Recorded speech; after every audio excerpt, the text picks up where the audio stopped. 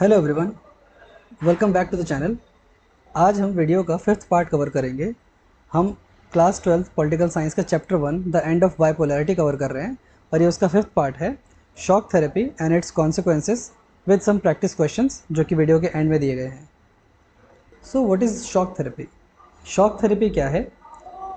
Shock therapy in post communist regime, जब communism and हो गया उसके बाद shock therapy I. Shock therapy क्या थी, इसके क्या कॉन्सिक्वेंसेस निकले, और कुछ एक्स्ट्रा टॉपिक्स हैं जो इस वीडियो में हम लोग कवर करने वाले हैं। तो चलिए शुरू करते हैं। The model of transition in Russia, central Asia and east Europe from an authoritarian socialist system to a democratic capitalist system that was influenced by the world bank and IMF came to be known as shock therapy. ये एक पूरी definition है जो कि आप लिख सकते हैं। शॉक थेरेपी, जब अगर कोई क्वेश्चन आए कि शॉक थेरेपी क्या होती है, तो ये पूरी डेफिनेशन आप लिख सकते हैं। चलिए इसको समझते हैं कि ये एक मॉडल ऑफ ट्रांजिशन था इन रशिया फ्रॉम और सेंट्रल एशिया के लिए भी, from an authoritarian socialist system to a democratic capitalist system. क्या मतलब हुआ इसका? कि रशिया एक अथॉरिटेरियन सिस्टम था। अथॉरिटेरियन मतलब कैपिटलिस्ट सिस्टम इसमें नहीं चलता था, इसमें कम्युनिस्ट सिस्टम चलता था, जिसमें सब कुछ स्टेट ओन्ड होता है, स्टेट कंट्रोल होता है। ये बात हम बार बार कर चुके हैं। तो जब सब कुछ स्टेट ओन्ड है, हम लोगों को कोई लिबर्टी नहीं है, हमें कोई राइट्स ज़्यादा अवेलेबल नहीं है, तो इसको एक अथॉरिटेरियन सिस्टम बोलेंगे, जहाँ पर अथॉरिटी ही सब कुछ करती है। तो ये एक अथॉरिटेरियन सिस्टम था। तो इसका ट्रांजिशन हुआ from authoritarian socialist system to a democratic capitalist system, क्योंकि USA यही चाहता था कि पूरा वर्ल्ड कैपिटलिस्ट सिस्टम अपना ले।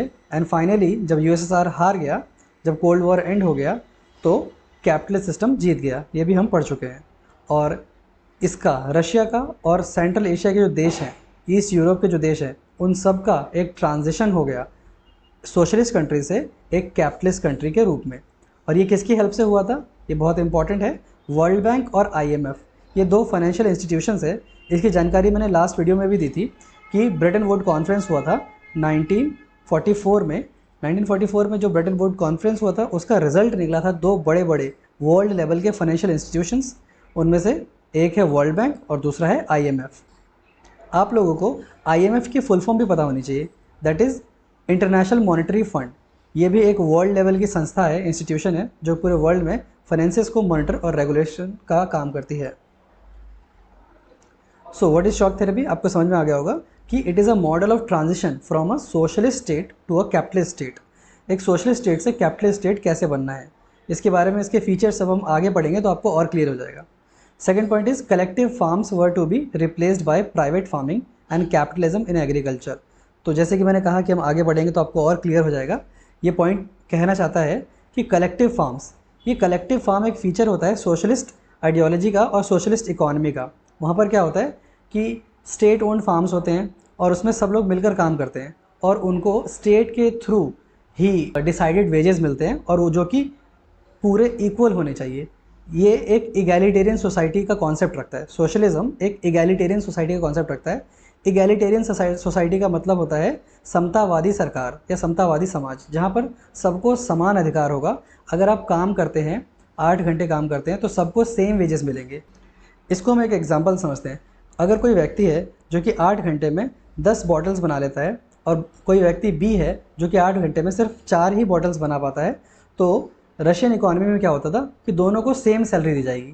मेरिट का कोई रोल ही वहाँ पर नहीं था। ये एक रीज़न रहा कि जिसकी वजह से वहाँ कोई कंपटीशन नहीं था और सोवियत यूनियन का डिसइंटीग्रेशन हुआ, जो कि बातें हम बार बार कर भी चुके हैं और अभी हम आगे और देखेंगे इसको। तो दोबारा पढ़ते हैं। Collective farms were to be replaced by private farming.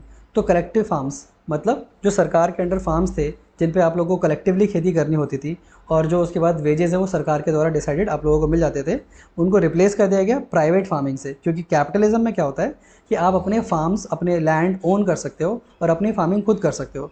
फिर उसका जो भी प्रॉफिट होगा, फार्म से निकले हुए प्रोड्यूस को बेचकर जो भी प्रॉफिट मिलेगा वो सब आपका होगा। So and capitalism in agriculture, so same agriculture sector में कलेक्टिव फार्म को रिप्लेस कर दिया गया और प्राइवेट फार्मिंग को ले आया गया।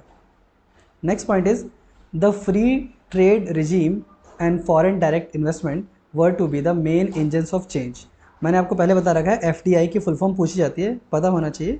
फॉरेन डायरेक्ट इन्वेस्टमेंट, इसका मतलब क्या होता है? इसका मतलब होता है कि विदेशी कंपनियां आपके देश में सीधे आकर के अपने रोज़गार, अपने ऑफिसेस खोल सकती है, प्रोडक्शन मैन्युफैक्चरिंग यूनिट्स लगा सकती है। तो free trade regime and foreign direct investment were to be the main engines of change. अब हमने ऐसा मान लिया था कि एफडीआई और या फिर कैपिटलिज्म के जो भी फीचर्स होते हैं उनके थ्रू ही चेंज आएगा। तो अब हमारा नेक्स्ट टॉपिक है कॉन्सिक्वेंसेस ऑफ शॉक थेरेपी। जो शॉक थेरेपी हमने पढ़ी, शॉक थेरेपी का मतलब आपको समझ में आ गया होगा कि a model of transition from communist और socialist state to a capitalist state. जैसे रशिया और ईस्ट यूरोप के कुछ देश थे जो कि कम्युनिस्ट स्टेट हुआ करते थे, अब वो कैपिटलिस्ट बन गए। इस ट्रांजिशन को ही शॉक थेरेपी कहते हैं। और ये किसके हेल्प से हुआ? वर्ल्ड बैंक और आईएमएफ की हेल्प से। अभी हम देखते हैं कि कॉन्सिक्वेंसेस ऑफ शॉक थेरेपी क्या हुए। शॉक थेरेपी तो हो गई कि पूरे एक सोशलिस्ट मॉडल को ही चेंज करके सडनली कैपिटलिस्ट मॉडल में बदल दिया गया, तो उसके कुछ ना कुछ कॉन्सिक्वेंसेस निकलना लाजमी है। So generally it brought ruin to the economies and disaster upon the people of the entire region. तो जनरली अगर आप किसी एक सिस्टम को सडनली चेंज कर देते हैं तो उसमें बहुत ज़्यादा परेशानी आने वाली है, और इसलिए इट ब्रॉड रूइन। रूइन का मतलब होता है सारी इकोनॉमीज़, अर्थव्यवस्था बर्बाद हो गई। तो क्या क्या पॉइंट थे, क्या क्या पॉइंट हम लिख सकते हैं शॉक थेरेपी के कॉन्सिक्वेंसेस में? यहाँ पर मैंने आपको पॉइंट्स प्रोवाइड कर दिए गए, चलिए इसको पढ़ते हैं। प्राइवेटाइजेशन। तो शॉक थेरेपी का पहला कॉन्सिक्वेंसेस था प्राइवेटाइजेशन, कि हर चीज़ प्राइवेट हुई। जैसे कि हमने बात करी कि कम्युनिज्म का एंड हो गया, तो फिर सारी चीज़ें कैपिटलिस्ट में बदल गई। और कैपिटलिस्ट इकोनॉमी में क्या होता है कि हर चीज़ का प्राइवेटाइजेशन होता है, यानी कि प्राइवेट इंडिविजुअल, एक व्यक्ति सारे ही रिसोर्स, कोई भी काम, कोई भी इंस्टीट्यूशंस चला सकता है। फॉर एग्जांपल प्राइवेट स्कूल्स भी खोले जा सकते हैं, जो कि रशियन इकोनॉमी में पॉसिबल नहीं था। बट यूएस की इकोनॉमी या फिर जो भी कंट्रीज़ जो प्राइवेट इकोनॉमीज चलाती हैं उनमें ये सब चीज़ें पॉसिबल है कि आप कोई भी धंधा, कोई भी काम प्राइवेटली कर सकते हैं। फॉर एग्जांपल प्राइवेट स्कूल चलाना, प्राइवेट फार्मिंग करना, कोई प्राइवेट ट्रेन चलाना, कुछ भी करना।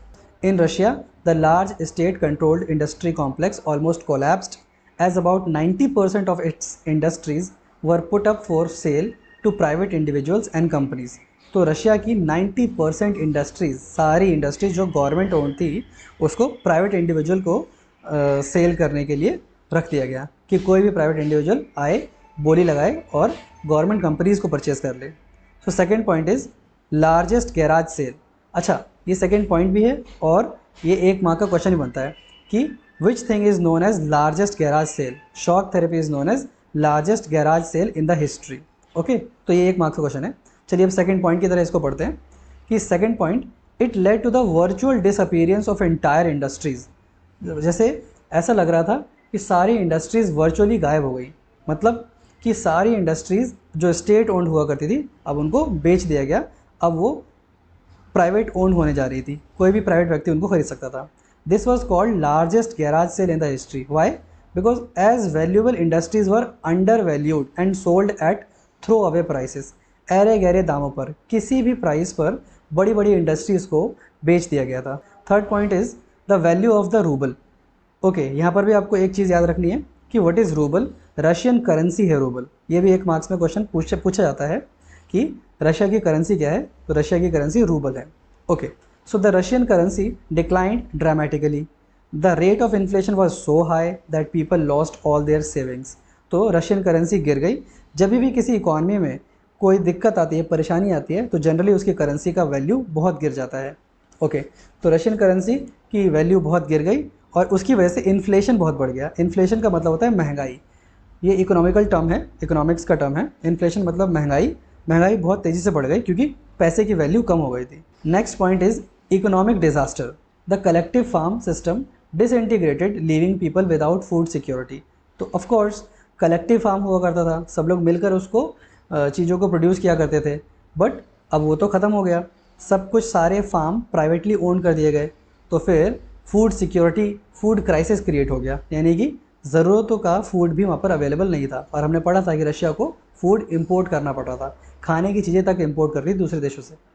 And Russia started to import food, जो हमने पढ़ चुके हैं। Real GDP of Russia in 1999 was below what it was in 1989।